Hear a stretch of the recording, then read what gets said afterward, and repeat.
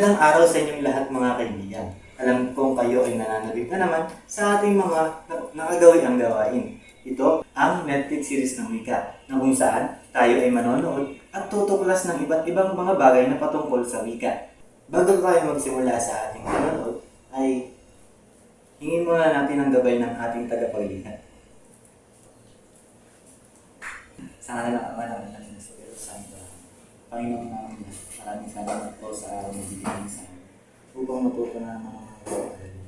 Panginoon, patawarin niyo po kami sa aming mga kasalanan na magagawa pa namin. Panginoon, bigyan niyo po kami ng lakas ng ito at tibay ng bato nang sa galang ay maharap po namin ang lahat ng aming mga hinaharap sa buhay.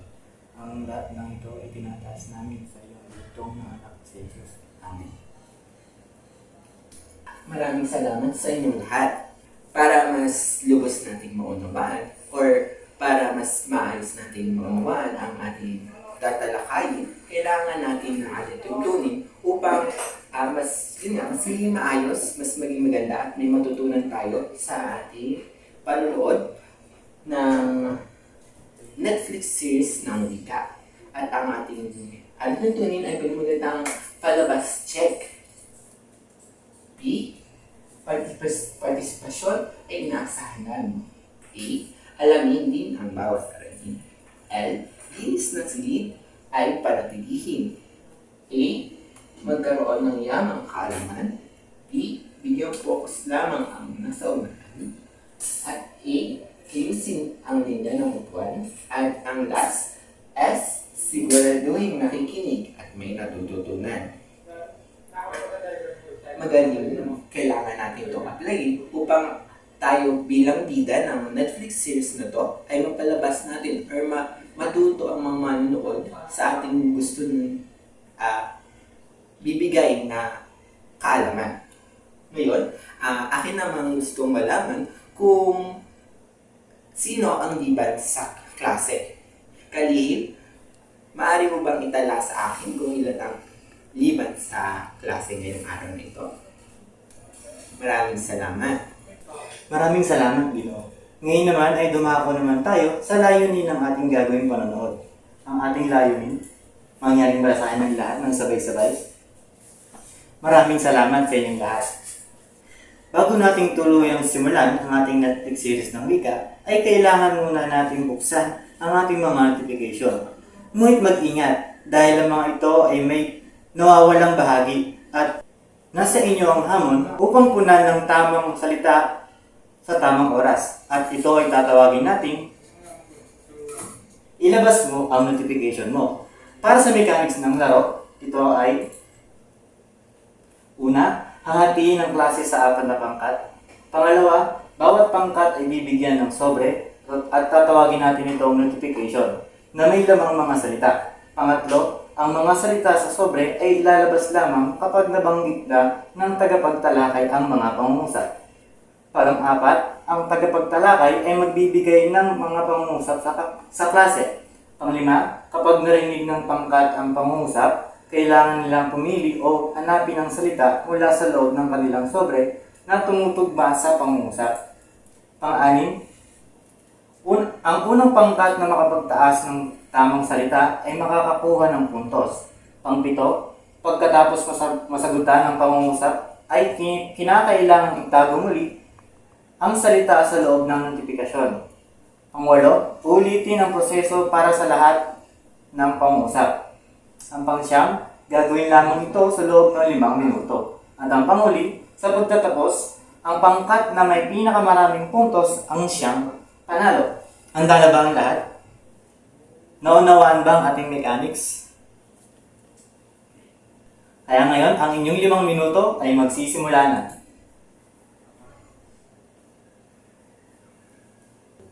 Magaling! Tunay nga namang napakahusay ninyong lahat dahil nasagutan nyo ang mga katanungan at mga pangungusap na ibinigay namin sa inyo. At handa na ba kayong simula ng ating Netflix series ng Wika? Ngunit sandali, mukhang wala na pala tayong subscription sa Netflix. Oo, tama ang narinig ninyo. Wala na tayong subscription sa Netflix. Ngunit huwag mag-alala. Meron tayong paraan upang makalikom ng pera upang may pagpatuloy natin ang ating Netflix series ng wika. At kinakailangan natin ng mga barya ng mga salita na ating gagamitin upang magkaroon muli ng subscription sa Netflix. At para magkaroon tayo ng mga barya ng salita ay meron tayong isang gawain. At ito ay tinatawag nating patayuin mo para sa subscribe mo. At ano nga ba ang mechanics ng laro ito? Una, pipili ng 4 na kinatawan ng buong klase. Pangalawa, ang bawat kinatawan ay magdidikit ng salita sa kanilang noo na magsisilbing kasagutan sa mga pangungusap na ilalahad. Pangatlo, ang tagapagtalakay ay magbabasa ng pangungusap. Pang-apat, kailangang tukuyin ng lahat ang salitang uulitin ng tagapagtalakay kung ito ay tumutukoy sa tao, bagay, bilang o tanong. Panglima, kailangang tumayo ng kinatawan na may tamang sagot na nakadikit sa kanilang noo. Pang-anim, bawat tamang sagot ay may kaukulang 10 bariyang puntos para sa buong klase. Hanggang panghuli, kailangan makabuo ng 50 bariyang puntos upang makapag-subscribe sa Netflix. Handa na ba ang lahat sa ating gawain? Kung ganon, tayo na't magsimula. Ngayong nakabuo na tayo ng 50 bariyang puntos, ay maaari na tayong mag-subscribe muli sa Netflix at simula ng ating nakagawi ang gawain na Netflix series ng wika. At dahil may subscription na tayo, ay maaari na tayong pumili ng ating papanoorin. Ngunit ano nga ba ang ating papanoorin? Ano kaya ang ating papanoorin? Ang ating papanoorin ay nakasalalay sa inyong mga kamay. Kayo ang may kapangyarihan na pumili ng ating papanoorin sa Netflix series ng wika ngayong araw. At upang mapadali ang pagpili ninyo sa ating papanoorin, ay narito ang isang gawain upang tayo ay matulungan. At ito ay tatawagin natin loading screen ng kapalaran. Ano nga ba ang mechanics ng larong ito? Kaya ating alamin. Una, sa pagsisimula ng gawain, papaikutin ng tagapagtalakay ang spin the wheel na tatawagin nating loading screen ng kapalaran. Pangalawa, ang mapipili ng loading screen ng kapalaran ang sasagot sa tanong o kung ano ang tinutukoy ng pangusap. Pangatlo, pagkatapos mapili ang sasagot, ipi-play ng direktor ang video tungkol sa tamang sagot. Pang-apat, huhulaan o sasagutin ng estudyanteng napili ang tanong. Panglima, kapag nasagot ng tama ang tanong, kailangan ng estudyante na idikit sa pisara ang unang letra ng kanyang kasagutan na kukunin nila sa home screen box. Pang-anim, gagawin ito hanggang sa mabuo ang salita na inyong papanoorin. Handa na bang lahat sa ating gawain? Kaya naman, tara na't magsimula. At para sa unang sasagot ng katanungan, ay paikutin na natin ang ating loading screen ng kapalaran.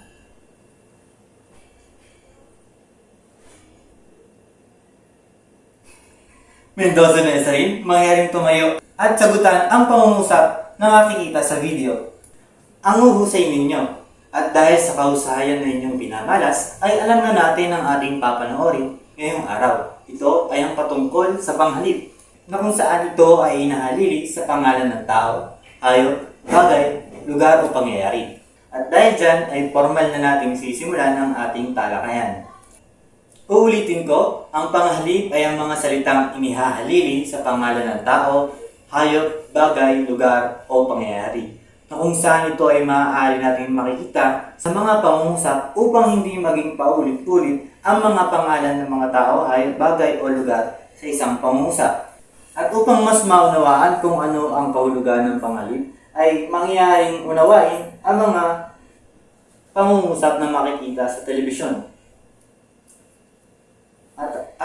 At meron akong katanungan. Ano inyong napapansin sa dalawang pangungusap na nasa telebisyon? Mangyaring magtaas ng kamay ang gustong sumagot? Magaling!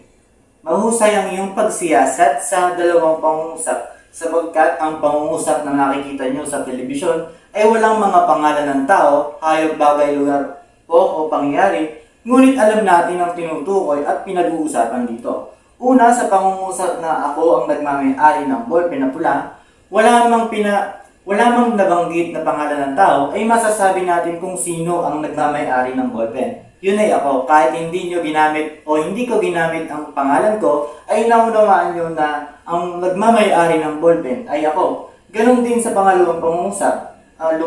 Lumuha na lang siya dahil sa nangyari. Hindi man natin sabihin ang pangalan ng ating pinag-uusapan, ay alam natin kung sino ang tinutukoy dito.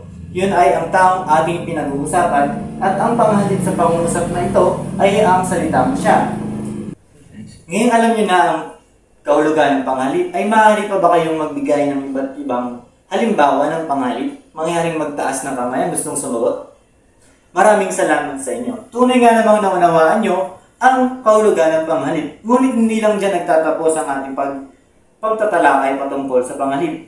Sapagkat ang pangalip ay may 4 na uri. Ito ay tatalakayin natin ngayon sa ating Netflix series ng wika. Kaya naman kayo ay maghanda dahil patuloy nating panonoorin at pag-aaralan ang patungkol sa pangalip.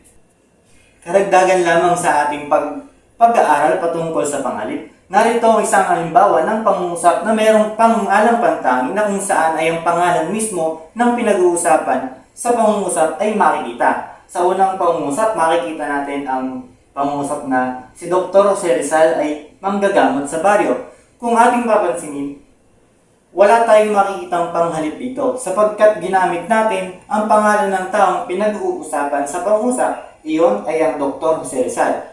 Kung gagamitan naman natin ito ng panghalip upang hindi maging paulit-ulit ang paggamit natin ng pangalan ni Dr. Jose Rizal, upang maging malinaw sa ating lahat, ay nais kong magtanong sa inyo, sino ang maaaring magpabago ng pangungusap nang sa ganun ay magkaroon ito ng panghalip? Mangyaring magtaas ng kamay ang gustong sumagot. Magaling, tama ang iyong sagutan. Sa paggamit natin ng panghalip, ang pangalan sa pangungusap ay hindi na natin kinakailangan dahil ang panghalip ay inihahalili nga natin sa pangalan ng tao. At sa pagkakataong ito, sa halimbawang si Dr. Jose Rizal ay manggagamot ng baryo, ang magiging itsura ng ating pangungusap ay siya ay manggagamot ng baryo. Naunawaan? Ngayon naman para sa pangalawang pangungusap, ang mag-anak na krus ay lumipad patungong Cebu.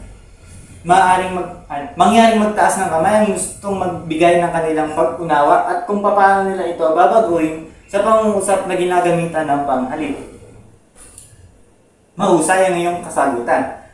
Ang halimbawang ang mag-anak na krus ay lumipad patungong Cebu. Kung mapapansin nyo, ang pangungusap na ito ay ginamitan ng pangalan na mag-anak na krus, na kung saan ito ay pangalan na hindi panghalip, sapagkat hindi ito yung humahalili sa pangalan ng tao. Ito mismo yung tinutukoy at pinag-uusapan sa isang pangungusap. At kung katulad lamang ng sagot niya sa atin na kapag ito ay pinalitan ng panghalip, ang pangungusap nito ay magiging sila ay lumipad patungong Cebu. Ngayon, naunawaan po ba ng lahat? Magaling. Ngayon, dumako naman tayo sa kasunod. Ngayon naman ay pansinin ninyo mga panghalip na inyong makikita at ilahad ang pagkakaiba-iba ng mga salita na inyong napansin. Ang mga panghalip na ito ay ako, ito, lahat, at ano. Mangyaring magtaas ng kamay ang gustong sumagot. At kung walang nais sumagot, ay paiikutin natin ang loading screen ng kapalaran. Mukhang walang nais sumagot, kaya naman paiikutin natin ang loading screen ng kapalaran.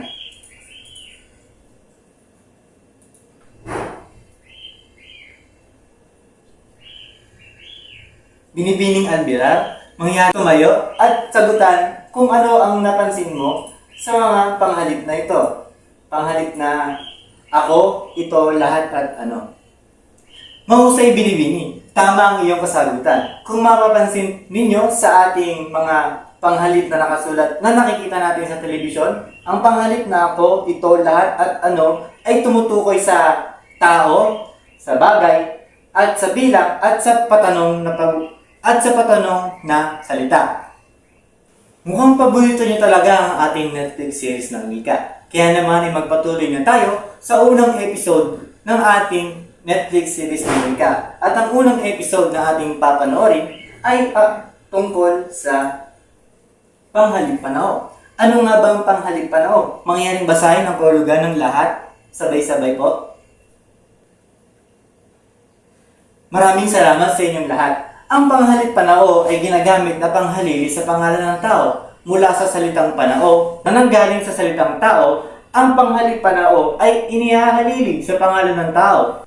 At ang mga salitang ito ay maaaring ihalili sa pangalan ng mga aktor sa ating Netflix series ng wika. Naunawaan po ba? At narito ang ilang halimbawa ng mga pangungusap na may panghalip panao. Una, siya ay mahilig sa kulay itim. Kung inyong babasahin ang ating pangungusap, ang unang pangungusap, makikita natin na ang panghalip dito ay ang salitang siya, na kung saan tumutukoy sa taong pinag-uusapan. Ang pangalawa naman, hinahabol sila ng mga zombies. Ang pangungusap na ito ay gumamit ng panghalip na sila, na kung saan ang tinutukoy dito ay ang mga taong hinahabol ng zombies. Ang pangatlo, magaling siyang makipaglaban kahit na siya ay may kondisyon. Kung mapapansin nyo sa panghuling pangungusap, ay ang ginamit na panghalip dito ay ang panghalip panaong siya, na kung saan, kagaya nung sa una nating pangungusap na siya ang ginamit, ganun din sa pangatlong pangungusap, gumamit ito ng panghalip panao na siya upang tukuyin ang taong kanilang pinag-uusapan. Naunawaan po ba ng lahat? Magaling. Ngayon naman ay dumako tayo sa sunod. Pagmasdan ng mga panghalip sa ibaba. Akin, iyo, kanya, at atin. Ang inyong mga nakikita mga panghalip ay mga halimbawa ng kaukulan ng panghalip na panao sa inyo ng paari. Ibig sabihin, ang mga panghalip na akin, iyo, kanya, at atin ay nagpapakita ng pag-aari ng isang bagay o gamit. At meron tayong tatlong uri ng kaukulan. Ngunit bago natin talakayin ang lahat ng ito, ay talakayin muna natin ang panguna. Ito ay ang kaukulang palagyo. Mangyaring basahin ng lahat. Ang panghalip ay ginagamit na paksa at kaganapang pangsimuno sa isang pangusap. At maraming salamat sa inyong pagbasa ng kahulugan ng kaukulang palagyo. At narito naman ang halimbawa nito. Ako ay manonood ng maaga. Pangalawa, ikaw ang panganay sa magkakapatid. Kayo ay manunood mamaya. At upang lubos na maunawaan kung ano ang kahulugan ng kaukulang palagyo, ang kaukulang palagyo ay ang mga panghalip panao na kung saan ang panghalip ay ginagamit na paksa sa isang pangungusap. Kagaya ng ating halimbawa, ako ay manonood ng maaga. Sa pangungusap na ito, ang paksa o ang pinag-uusapan sa pangungusap na ito ay ang salitang panghalip na ako. Ako ay manonood ng maaga. Ako ang pinag-uusapan. Pangalawang halimbawa, ikaw ang panganay sa magkakapatid. Ang paksa o ang pinag-uusapan sa pangungusap ay ang panghalip na ikaw. Ikaw ang panganay sa magkakapatid. Pangatlong halimbawa, kayo ay manonood mamaya. Ang panghalip panaong kayo ay nasa kaukulang palagyo sapagkat ito ang paksa sa pangungusap. Sunod, pagkatapos ng kaukulang palagyo ay ang sumunod ang kaukulang paukol. Ang panghalip ay ginagamit na tuwirang layon at layon ng pangukol sa isang pangungusap. Kapag ito ay tuwirang layon, kapag ito ay layon ng pangukol. Ang mga halimbawa nito upang lubos ninyong maunawaan ay niluto nita ang kare-kare kanina. Pangalawa, nagbigay ng pagkain para sa kanila ang kapatid. Naunawaan po ba ng lahat? Meron po ba kayong nais linawin? Sunod naman ay ang kaukulang pari. Ang kaukulang pari ay ang panghalip na nagpapakita ng pagmamay-ari sa isang pangungusap. Ibig sabihin, ang kaukulang pari ay isang uri ng panghalip panao na nagpapakita ng pag-aari ng isang bagay. Ibig sabihin, ito ay tumutukoy kung kanino o sino ang nagmamay-ari ng bagay na pinag-uusapan sa pangungusap. Upang lubos na maunawaan, narito ang mga halimbawa.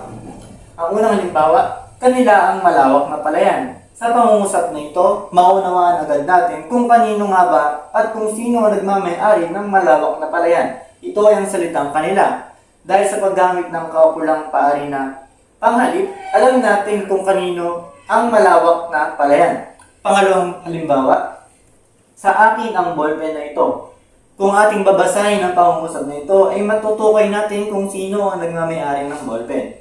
Yun ay ako. Pangatlo, kanya ang salamin ito. Sa halimbawang ito, malalaman natin kung sino ang nagmamayari ng salamin na kanilang pinag-uusapan. Ito ay kanya dahil ang panghalip na ginamit dito ay ang salitang kanya. Naunawaan po ba ng lahat ang kaukulang pari? Mahusay. Ngayong alam nyo na ang tatlong uri ng kaukulang panghalip panao, ay alam nyo ba na meron tayong tatlong panauhan ng ng panghalip panao? Ito ay ang unang panauhan na kung saan ito ay tumutukoy sa taong nagsasalita. Kung ang pangungusap ay nasa estruktura ng unang panauhan, ang pangungusap ay tumutukoy sa nagsasalita. Ang pangalawa, ikalawang panauhan, ito naman ay tumutukoy sa taong kausap ng nagsasalita. Naunawaan? Pangatlo, ikatlong panauhan. Ito naman ay ang panauhan na kung saan ang tinutukoy dito ay ang kanilang taong pinag-uusapan. Upang lubos na maunawaan ang tatlong kaukulan ng panghalip panao, ay narito ang mga halimbawa.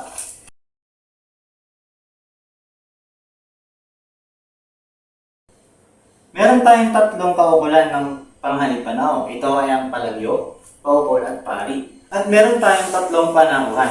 Una ay ang unang panauhan nang ibig sabihin ay tumutukoy sa taong nagsasalita sa pangungusap. Sunod ay ang ikalawang panauhan nang ibig sabihin ay tumutukoy sa taong kinakausap ng nagsasalita. At ang panguli ay ang ikatlong panauhan na tumutukoy sa taong kanilang pinag-uusapan. At sa halimbawang ito ay nasa anyo ng isahan. Isa lamang ang kanilang tinutukoy kapag ang mga panghalip na ito ay ginamit sa pangungusap. Sa unang panauhan sa kaukulong palagyo, ang salitang ako na tumutukoy sa sarili, sa nagsasalita, sa paukol, nako, at sa pari na akin na ibig sabihin ay nagsasabi ng pag-aari ng isang bagay. Sa ikalawa namang panauhan, sa kaukulang palagyo, ang salitang ikaw, sa kaukulang paukol, ang salitang mo. At sa panguli, sa ikatlong panauhan, sa palagyo, ang salitang siya, nang tinutukoy ang kanilang pinag-uusapan. At sa paukol naman, ang panghalip na niya. Sa paari naman, na tumutukoy sa pag-aari ng isang bagay, ang salitang kanya. At ngayon naman, dumako naman tayo kapag ang pinag-uusapan sa pangungusap ay dalawahan. Ganon din sa kaninang ating mga halimbawa. Meron tayong kaukulang palagyo, paukol at pari.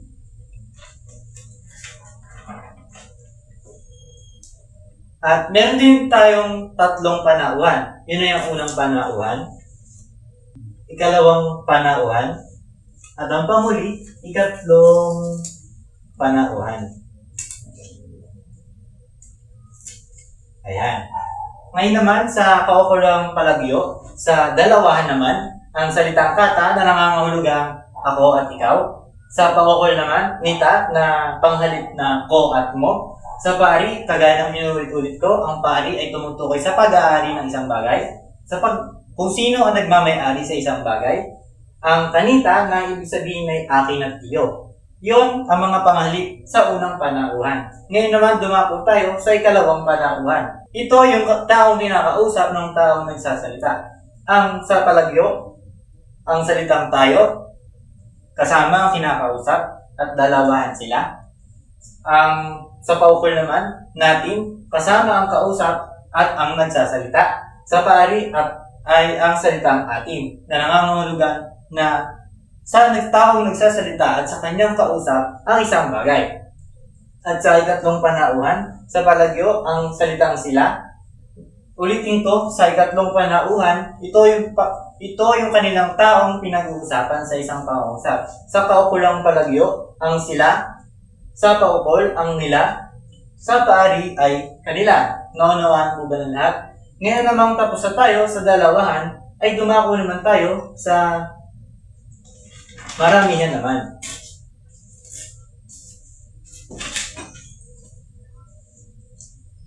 Kagaya ng sa kanina, meron din tayong tatlong panauhan. Una ay ang unang panauhan. Pangalawa ay ang ikalawang panauhan.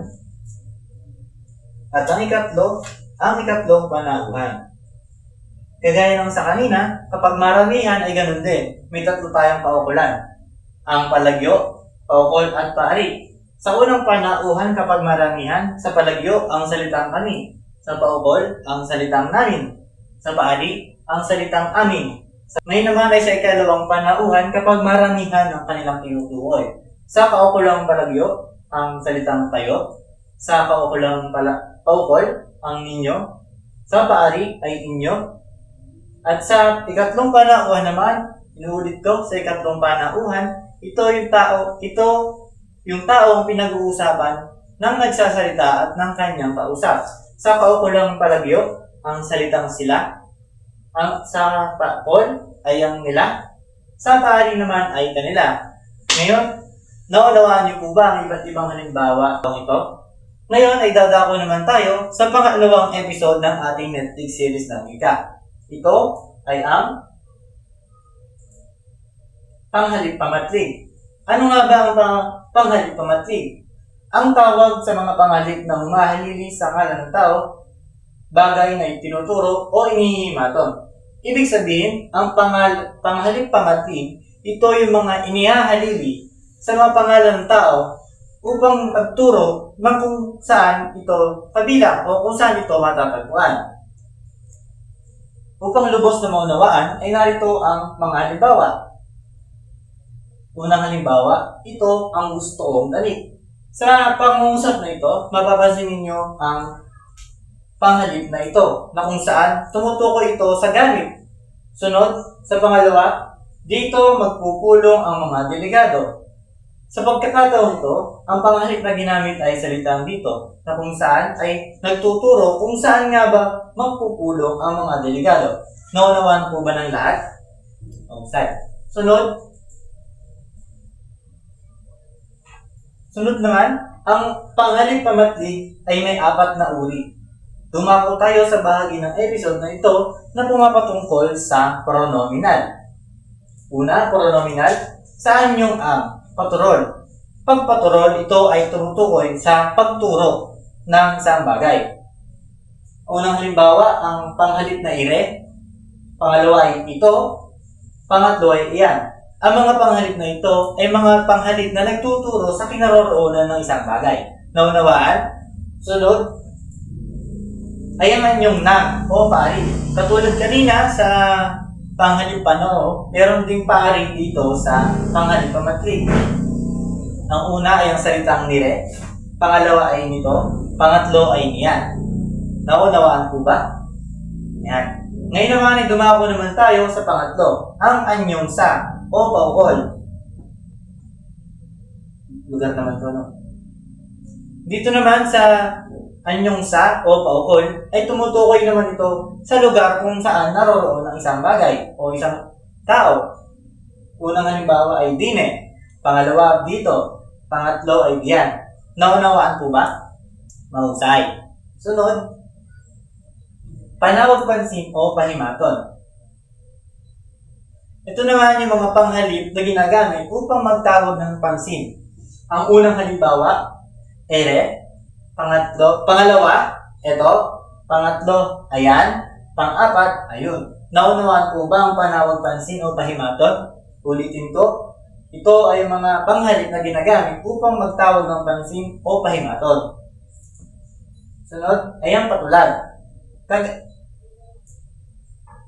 Galing sa salitang patulad, ang ganitong uri ng panghalip ay nag-aambing ng dalawang bagay. Una ay ang sa mga halimbawang ito ay ang gadre, na kung saan ito ay nagtutulad sa isang bagay na hawak ng isang tao nagsasalita sa bagay na kanilang pinag-uusapan.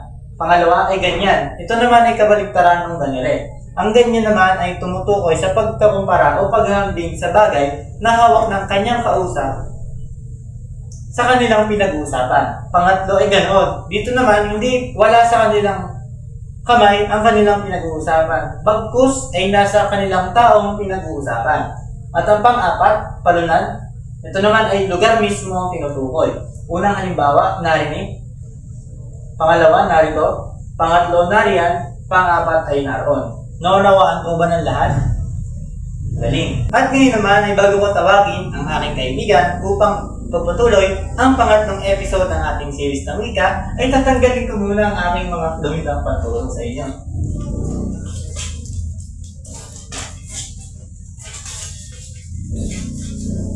Ngayong natanggal ko na ang aking kagamitan, ay tinatawag ko na ang aking kaibigan. Kaibigan, pumarito ka na at ipagpatuloy ang ating Netflix series ng wika.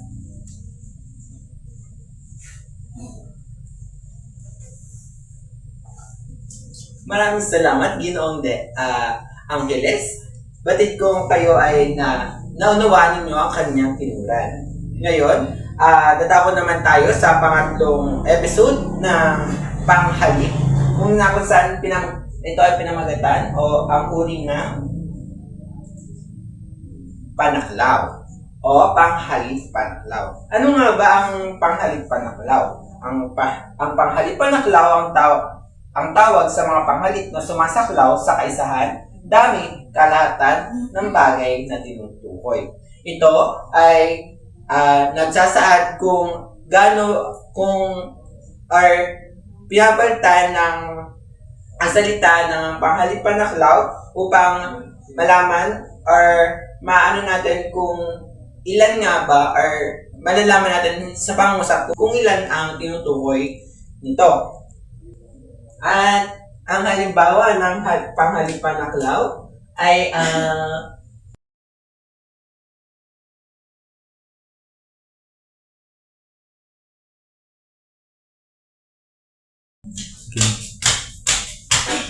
mga halimbawa ng panghalik panaklaw ay ang isa, anuman, magkano man, iba, alinman, kuwan, balana, sino man, gaano man, lahat, ilan man, saan man, tanan, madla, kailanman, at pawa.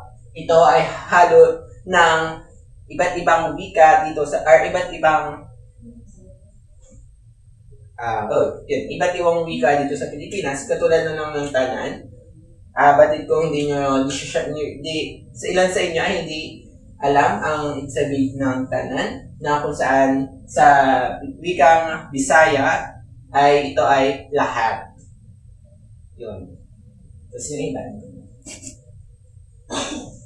Tapos, kung ito naman ay sasalin sa pangungusap, ang halimbawa nito ay lahat ay tumulong sa kakatagumpay ng proyekto. Ang salitang panaklaw sa pangungusap ay lahat. Sa pangalawa, sino man ay maaaring magtanong sa paksang naunawaan. Ang panghalik panaklaw naman sa pangungusap na ito ay sino man. Ang pangatlo, nagbunyi ang tanan sa kanyang tagumpay. Ito, ang panghalik panaklaw sa pangungusap ay ang tanan. Mula sa Bisaya patungo sa wikang Tagalog, ang tanan ay nangangahulugang lahat. Kumbaga, nagbunyi ang lahat sa kanyang tagumpay. Ang letter D na anuman ay pagkakaloob ko sa iyo. Ang salitang panaklaw sa pangungusap na ito ay ang salitang anuman. Dahil, kumbaga, sinasabi dito na kung anuman ang gusto or anuman ang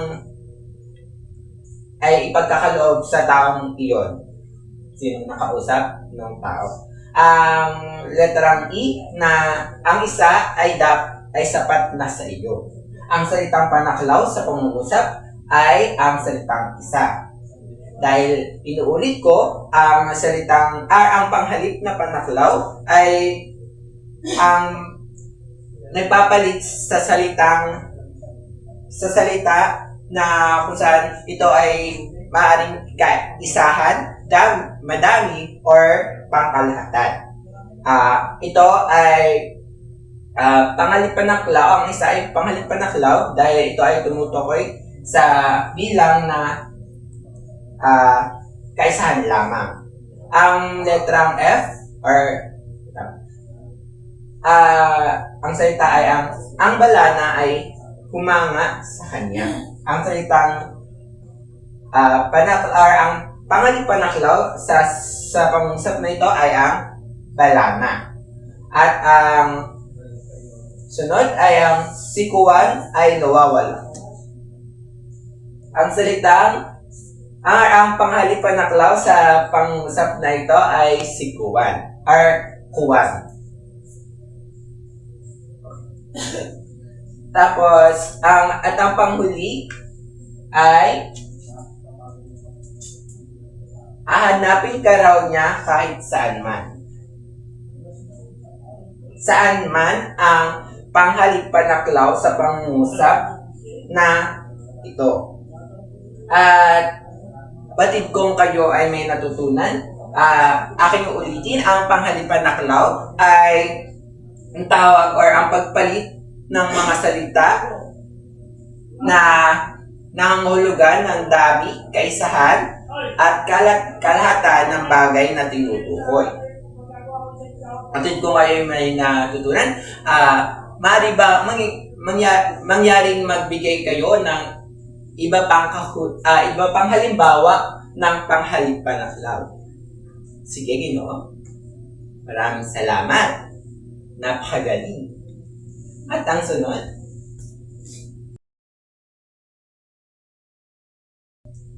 At ang sunod na episode na ating papanoodin o papakinggan ay ang episode na pang-apat na episode na pinamagatang o ang uri ng panghalip pananong. Ang panghalip pananong ay ang panghalili sa ngalan ng tao, bagay at iba pa na ginagamitan na sa pananong. Pagtatanong. Ang halimbawa ng panghalip pananong ay isahan, sino, ano, alin, kanino, saan, sino-sino, maramihan, anuman, alin-alin, kani-kanino, ilan-ilan, at saan-saan. Kung inyo napapansin na ang halimbawa ng panghalip pananong ay nagsasaad na patanong. Yan, nagsasaad ng pananong sa ating talakayan. Batid ninyo ang kahulugan ng panghalip ay ang pagpapalit or paghahalili sa mga salita ng tao, lugar, bagay. Pero dito sa ating panghalip pananong, ito ay hinalili sa halip na ang papalitan ng mga tao, ang ginawa ay patanong o sa uri ng pagtatanong. Narito ang halimbawa ng panghalip pananong sa anyo ng pangungusap o pangungusap. Latrang A, sino ang sasama sa inyo? Ang panghalip pananong sa pangungusap na ito or sa tanong na ito ay sino, ang salitang sino. Ang letrang B, ano-ano ang bibilihin natin. Ang salitang pananong sa pangungusap na ito ay ang salitang ano-ano. At ang letrang C na ilan ang alaga mong aso. Ang panghalip pananong dito ay ang ilan. Ang letrang D na alin ang kukunin mong damit. Ang panghalip pananong sa pangungusap nito ay alin. Kumbaga, ang sa halip na ang ihialili sa kanya ay literal na bagay, hayop, tao, or lugar, ito ay ginawang tanong na malalaman mo na lang kung masasagot ng tao, malalaman mo yung bagay, kung masasagot ng tao yung tanong mo, yon. Kumbaga, sa halip na, diga, parang, kung siya ay specific na salita, parang sa halip na ganon, specific na salita, halimbawa, sino, halimbawa ay, si Denzel ang sasama sa iyo. Ang ginawa dito sa halip pananong ay sino ang sasama sa iyo. Malalaman mo na lang kung sino ang sasama sa inyo kung ito ay sasagutan ng tao. Naunawaan mo ba? Ngayon, kung lubos yung naunawaan, ako ay magtatanong naman kung kayo ay may iba pang alam na halimbawa ng panghalip pananong. Magaling, Garcia. Batid kung inyong naunawaan ang aming mga tinalakay o ang inyong napanood na mga episode sa ating Netflix ng wika. Ngayon, ano-ano yung mga pabagat o ano-ano ang uri ng panghalip na aming tinuro o tinalakay. Binibini, maraming salamat. Tama ang iyong tinuran.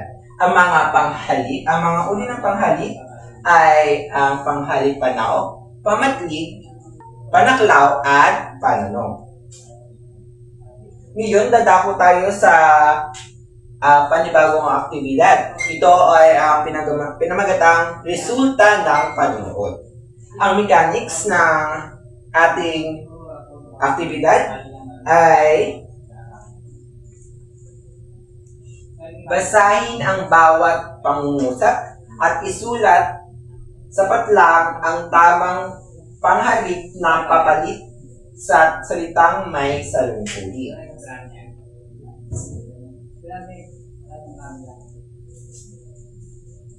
Magaling! Tama ang inyong mga sagot. Salamat at kayo ay nakiki-opera sa aming talakayan. Batid kung talagang kayo ay may natututunan.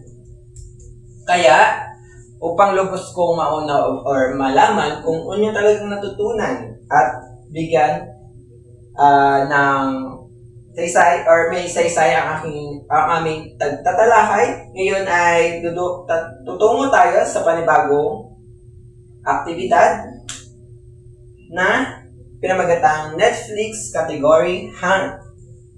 Ang mechanics ng ating aktibidad ay una, hatiin sa dalawang pangkat ang klase. Bubunot ang bawat pangkat ng isang Netflix show bilang kanilang magiging pangkat. Team X and Y at Team Four Sisters and a Wedding. Ibahagi ang mga baraha sa mga kapangkat sa inyong nabunot na pelikula na may kasamang uri ng panghalip.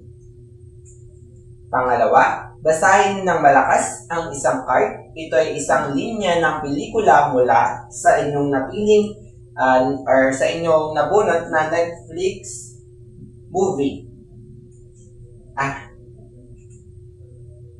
Pag-usapan bilang grupo ang kasagutan pagkatapos ay isigaw ang inyong hula kung anong uri ito at bakit. Gagawin lamang ito sa loob ng 3 minuto bawat pangkat.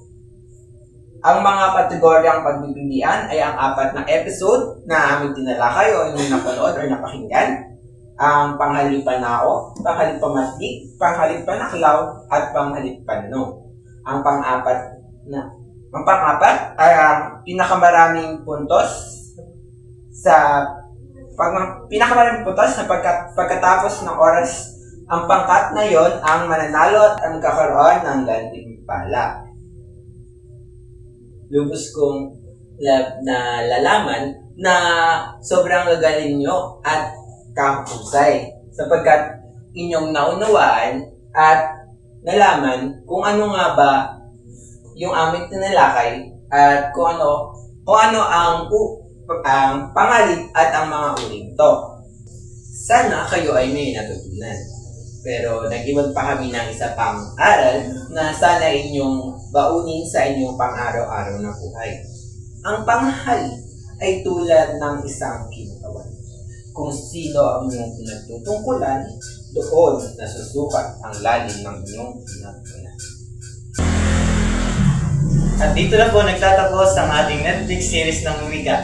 Sana naman ay marami kayong naunawaan at maraming salamat sa inyong lahat.